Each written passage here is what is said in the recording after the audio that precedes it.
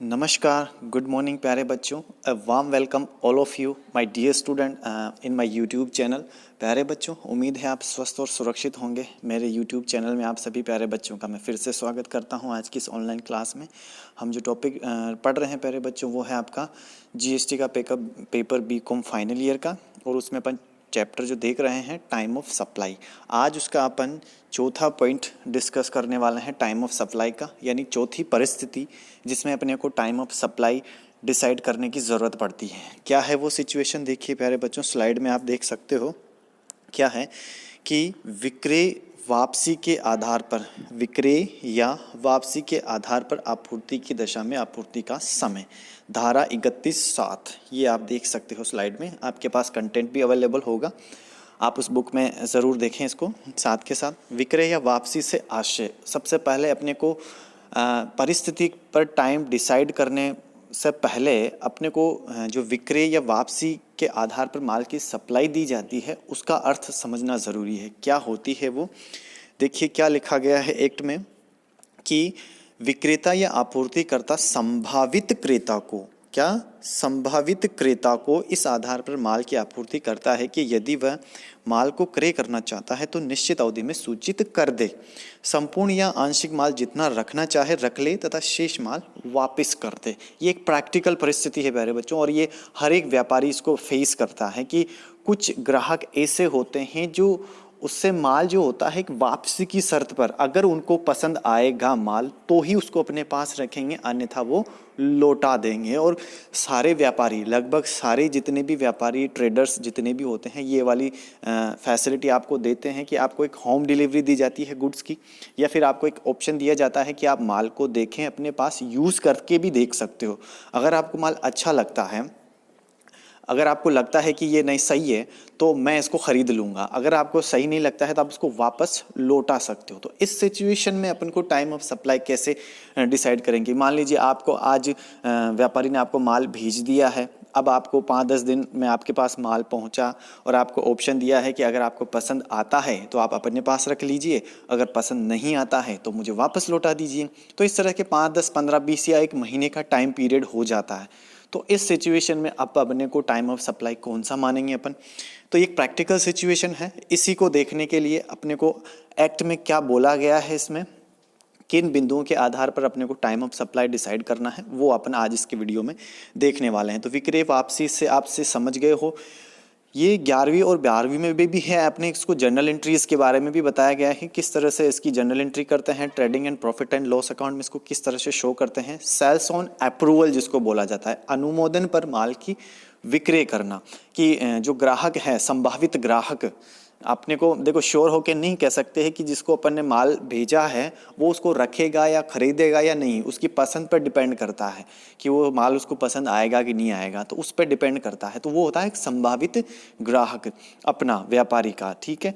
तो इस सिचुएशन में अपने को टाइम ऑफ सप्लाई डिसाइड करना है प्यारे बच्चों आज। तो देखिए अब इसमें भी जो सिचुएशन होंगी, अब बीजक की डेट कौन सी मानेंगे। इनवॉइस जब इशू करना होगा तो उसके लिए प्रोविज़न में बोला गया है कि अगर इस परिस्थिति में किसी भी तरह की वस्तु या सेवा की सप्लाई दी जाती है तो उसका बीजक का जो डेट माना जाएगा वो एक अपेक्षित तिथि का, जिसका अपन को निर्धारण करना है, वो डेट इसमें बताई गई है कि क्या इनवॉइस डेट मानी जाएंगी। तो इसमें सबसे पहले तो बोला है कि विक्रय या वापसी की दशा में धारा 31(7) के अनुसार निम्न 2 तिथियों में जो भी पहले हो उस समय तक बीजक जारी करना होगा। अब देखिए, अगर सेल्स ऑन अप्रूवल किया जा रहा है, यानी कि अनुमोदन पर माल की विक्रय की जा रही है या सेवा दी जा रही है, तो इस परिस्थिति में बीजक की जो डेट मानी जाएंगी वो डेट होंगी आपूर्ति के समय या उससे पूर्व आपूर्ति के यहाँ से माल हटाने की तिथि से 6 माह। ये देख सकते हो आप, ये 2 डेटें हैं। इनमें से जो डेट पहले आती है वही आपको इनवॉइस डेट माननी है, ठीक है ना। वैसे तो अगर इनवॉइस डेट आपको उसमें क्वेश्चन में दे दी जाती है कि date of issue of invoice, अगर वो उसमें मेंशन है तो वो डेट, बाकी उसमें भी अपने को डिसाइड करना पड़ेगा। हो सकता है उसने बाद में इशू किया हो इनवॉइस, जो डेट एक्ट के अनुसार होनी चाहिए इनवॉइस की, वही डेट अपने को फाइंड आउट करनी है। एक्ट में लिख दिया गया है कि आपूर्ति के समय जब आप माल उसको दे रहे हो, पसंद नापसंद के आधार पर उसको माल भेजा जा रहा है, तो उस समय की डेट या उससे पूर्व उससे पहले भी आप इनवॉइस इशू कर सकते, माल को भेजने से पहले भी इनवॉइस इशू किया जा सकता है। ओके, तो फिर दूसरी डेट होगी आपकी आपूर्ति के यहाँ से माल हटाने की तिथि से। अब आपने हो सकता है सप्लाई दे दी हो, ठीक है ना, या अब सप्लाई देने का मतलब यूँ है कि अभी आपने गोदाम से माल को नहीं हटाया है, उसको बोला है कि माल बेचने का एक यूँ समझिए कि प्रस्ताव हो चुका है, पर माल को गोडाउन से नहीं हटाया है, तो उस माल को गोडाउन से हटाने की जो तिथि से 6 माह, ये 2 डेटें हैं, और 6 माह तक भी आप इनवॉइस जारी करने का आपको समय मिलता है सेल्स ऑन अप्रूवल पर। तो ये 2 डेटें हैं, इनमें से जो डेट पहले होंगी, ये डेट सेकंड वाली डेट भी पहले हो सकती है, पहले वाली डेट पहले हो सकती है, अब ऑप्शन में जो डेट दे रखी है वो पहले आ सकती है। तो इन दोनों में से जो डेट पहले आएंगी वही आप सेल्स ऑन अप्रूवल की स्थिति में जो सप्लाई होगी उसमें इनवॉइस की डेट मानी जाएंगी, ठीक है। तो स्पष्टीकरण में कुछ और लिखा हुआ है प्यारे बच्चों, इसको देख लेते हैं अपन क्या लिखा हुआ है स्पष्टीकरण में, कि जिस तिथि को माल का प्राप्तकर्ता माल रखने के संबंध में अनुमोदन या स्वीकृति प्रदान करता है उस तिथि को माल की आपूर्ति मानी जाएगी। वेरी गुड क्लियरेशन, ये अच्छी क्लैरिफिकेशन है कि पहले जो अ में जो बोला है आपूर्ति का समय या उससे पूर्व, तो आपूर्ति कब मानी जाएंगी। आपूर्ति जब आपने कस्टमर, एक संभावित एक प्रोबेबल ग्राहक जो आपको मिला है कि वो पसंद नापसंद के आधार पर माल को रखेगा अपने पास, अब आपने उसको सप्लाई दे दी है, 10 दिन हो चुके हैं, 10 दिन बाद में वो बोलता है कि मुझे ये माल पसंद नहीं आया, तो आप क्या करोगे, तो वो सप्लाई नहीं मानी जाएगी 10 दिन बाद। फॉर एग्जांपल आज की डेट में, आज जैसे मान लीजिए 16 दिसंबर है, 16 दिसंबर को आपने पसंद नापसंद के आधार पर किसी ग्राहक को माल भेजा है, अब 20 तारीख को वो कहता है कि मुझे माल पसंद नहीं आया, तो अब वो क्या हुआ, 20 तारीख की जो डेट है, आपने 16 को माल भेज दिया था, 20 तारीख को वो कहता है कि मुझे माल पसंद नहीं आया, तो वो सप्लाई नहीं मानी जाएगी क्योंकि उसको माल माना ही नहीं है, उसको पसंद ही नहीं आया माल, तो वापस वो रिटर्न हो जाएगा आपके गोडाउन में, वापस आपके व्यापारी के पास वो माल आ जाएगा। अगर वो 20 तारीख को कहता है कि हाँ मुझे माल पसंद आ गया है और मैं इसको रख रहा हूँ अपने पास, फिर वो जो 20 तारीख की जो डेट होंगी वो आपकी क्या मानी जाएंगी, सप्लाई की डेट, वो होगा आपूर्ति का समय, न कि 16 तारीख को जब आपने माल भेजा है पसंद नापसंद के आधार पर, उसको आप सप्लाई की डेट नहीं मानोगे। सप्लाई की डेट क्या होंगी आपकी, 20 तारीख, जिस दिन ग्राहक ने, संभावित ग्राहक ने आपको उस माल का अप्रूवल दे दिया है, उसका अनुमोदन कर दिया है कि हाँ मुझे माल पसंद आ गया है और मैं इसको अपने पास रख रहा हूँ यूज़ करने के लिए, वही डेट आपकी क्या मानी जाएंगी, आपूर्ति का समय। तो पहली सिचुएशन में ये क्लियर है, आपूर्ति का समय या उससे पूर्व इनवॉइस जारी होना चाहिए, ठीक है, यानी कि ग्राहक का अनुमोदन मिल जाए या तो उस डेट को या उस डेट से पहले भी आप इनवॉइस जारी कर सकते हो। दूसरा, आपूर्तिकर्ता के यहाँ से माल हटाने की तिथि से 6 माह, यानी कि आपूर्ति का समय डिसाइड हो गया है आपका, ठीक है ना, यानी कि ग्राहक ने आपको अप्रूवल दे दिया कि हाँ मुझे माल पसंद है, तो उस डेट के बाद से 6 माह तक, जब तक आप माल को गोडाउन से हटाते हो, है ना, तो उस डेट से लेकर 6 माह तक आपको इनवॉइस इशू कर देना चाहिए, ठीक है, क्लियर है। आगे क्या बोला है, आपूर्तिकर्ता इस तिथि के पूर्व भी बीजक जारी कर सकता है। क्या लिखा है, आपूर्तिकर्ता इस तिथि से पूर्व, कौन सी तिथि से पूर्व, आप जो संभावित ग्राहक अनुमोदन दे रहा है, यानी कि 20 तारीख से पहले भी वो 19 को भी जारी कर सकता है, 18 को भी जारी कर सकता है, 17 को भी जारी कर सकता है, ठीक है, बट पहले होना चाहिए इनवॉइस जारी, ठीक है। आगे क्या लिखा है कि 6 माह के भीतर भी अनुमोदन या स्वीकृति प्रदान नहीं करता है, ये भी बहुत अच्छा क्लेरिफिकेशन है, और ये 11th-12th में आने वाली चीज़ है, 11th-12th में ही इस चीज़ का क्लेरिफिकेशन आपको हो गया होगा। यदि प्राप्तकर्ता, क्या लिखा गया है, यदि प्राप्तकर्ता 6 माह के भीतर भी अनुमोदन या स्वीकृति प्रदान नहीं करता है तो माल हटाने की तिथि से जिस दिन 6 माह की अवधि समाप्त होती है उस तिथि को आपूर्तिकर्ता को बीजक जारी किया जाएगा। बहुत से संभावित ग्राहक ऐसे होते हैं जो माल को रख लेते हैं और अप्रूवल ही नहीं देते हैं और उसका यूज़ करते रहते हैं, ठीक है ना। तो जिस दिन इसने क्या बोला है कि माल को हटाने की तिथि से जिस दिन 6 माह की अवधि समाप्त होती है, गोडाउन से जिस दिन माल हटाया गया है उसको सेल्स ऑन अप्रूवल के बेस पे, तो 6 माह तक की अवधि तक, क्या बोला इसने, 6 माह की अवधि समाप्त होती है उस तिथि को आपूर्तिकर्ता को बीजक जारी करना होगा।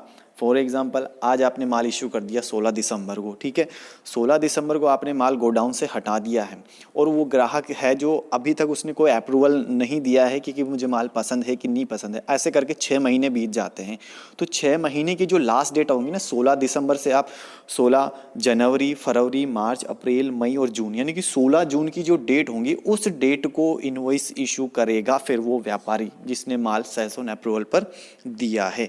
ये क्लैरिफिकेशन बहुत ही अच्छा है और ये कंडीशन आपको क्लियर हो जानी चाहिए, ठीक है।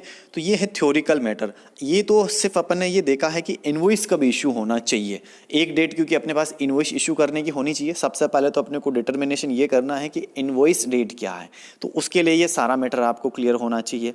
आई थिंक समझ में आया होगा।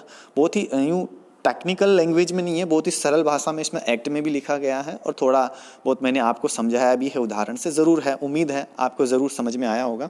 चलिए आगे बढ़ते हैं अगली स्लाइड में। आगे क्या है तो देखिए, फिर है आपूर्ति के समय का निर्धारण। जब आपने ये डिसाइड कर लिया कि इनवॉइस की डेट अपन ने डिसाइड कर ली अकॉर्डिंग टू प्रोविज़न, जब सेल्स ऑन अप्रूवल बेस पे आप गुड्स या सर्विस की सप्लाई दे रहे हो, तो अब उसके बाद आता है आपको एक डेट, और आपको बीजेक जारी करने की डेट आपको ने डिसाइड कर ली है कि ये बीजेक जारी करने की डेट होनी चाहिए। दूसरी डेट आपको और डिसाइड करनी है, वो कौन सी है? आपकी भुगतान प्राप्त करने की तिथि। तो जब सेल्स ऑन अप्रूवल अगर आपने गुड्स एंड सर्विस की सप्लाई दी है, तो उस सिचुएशन में आपके पास दो डेटें होनी चाहिए। एक तो बीजेक जारी करने की डेट, जिसको किस तरह से डिसाइड करना है इससे पहले अपन ने डिस्कस किया है इसी वीडियो में। फिर दूसरी डेट होंगी आपकी भुगतान प्राप्ति की तिथि। अब भुगतान प्राप्ति की तिथि के लिए क्या लिखा है कि 13 अक्टूबर 2017 तक लागू। ये प्रोविज़न एक देखिए 15 नवंबर 2017 की डेट थी और एक है 13 अक्टूबर 2017 की। 15 नवंबर 2017 की जो डेट है भुगतान वाली कंडीशन, वो अलग परिस्थितियों के लिए। इस परिस्थिति के लिए भुगतान प्राप्ति की जो डेट है वो सिर्फ 13 अक्टूबर 2017 तक लागू है। और भी क्लैरिफिकेशन इसने क्या दिया है कि 15 नवंबर 2017 से भुगतान की तिथि को ध्यान में नहीं रखा जाएगा। देखिए इसने क्लैरिफिकेशन दिया है साफ साफ।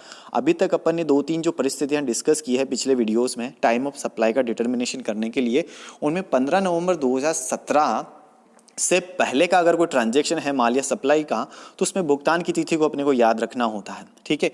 बट इसमें क्या लिखा है कि 14 नवंबर 2017 तक भुगतान की तिथि को उसी दशा में ध्यान में रखा जाएगा जब व्यक्ति का 2016-17 में कुल आवर्त यानी कि सेल्स या टर्नओवर 1.5 करोड़ या उससे अधिक हो। कम होने पर भुगतान की तिथि का ध्यान नहीं रखा जाएगा। ये देखिए बहुत ही अच्छा क्लैरिफिकेशन। ये छोटे छोटे प्रोविज़न है जिनकी वजह से अपने क्वेश्चन काफ़ी गलत हो जाते हैं, तो ये अपने को ध्यान में रखना होता है इन परिस्थितियों में। तो भुगतान प्राप्त करने की तिथि आपको 13 अक्टूबर 2017 तक ही उसका यूज़ करना है। अगर पेमेंट की डेट भी अगर आपको क्वेश्चन में दी जाती है, तो टाइम ऑफ सप्लाई का डिटर्मिनेशन करने के लिए वो उसको अपने को ज़रूरी होगी। तो सिर्फ 2 डेटें हैं आपके पास, कौन कौन सी? बीजेक जारी करने की डेट और भुगतान प्राप्त करने की तिथि। ये दोनों डेटों में से जो डेट पहले आएंगी क्या होंगे? इन दोनों डेटों में से जो भी तिथि पहले आएंगी वही टाइम ऑफ सप्लाई होगा आपका in case of sales on approval. अगर आपने अनुमोदन के आधार पर माल की सप्लाई दी है, वस्तु या सेवा की सप्लाई दी है, तो उस स्थिति में ये 2 डेटें हैं आपके पास। उनमें से जो डेट पहले होंगी वही आपका टाइम ऑफ सप्लाई होंगी, ठीक है। क्लियर है? उम्मीद है आपको ज़रूर ये थ्योरिकल मैटर इसका समझ में आया होगा। इस कंडीशन का ये एक थ्योरिकल पार्ट, एक सैद्धांतिक वर्जन जो अपन इसमें देखा है वीडियो में, तो इसको थोड़ा समझें। अगर कोई सस्पेंस रहा है, कोई भी डाउट है, तो उसको मुझे कमेंट में ज़रूर बताएं। अब इस सिचुएशन का एक प्रैक्टिकल क्वेश्चन अपन अगले वीडियो में डिस्कस करने वाले हैं, तो बने रहिए वीडियो। अगले वीडियो में मुझे ज़रूर अपन प्रैक्टिकल क्वेश्चन के साथ चर्चा करने वाले हैं इस सिचुएशन का। सेल्स ऑन अप्रूवल में अपन टाइम ऑफ सप्लाई का कैसे निर्धारण करते हैं, बीजेक की डेट भी कैसे डिसाइड करते हैं अपन इस परिस्थिति में, वो भी अपन डिस्कस करेंगे प्रैक्टिकल क्वेश्चन के साथ। तो मिलते हैं प्यारे बच्चों अगले वीडियो में। Have a good day.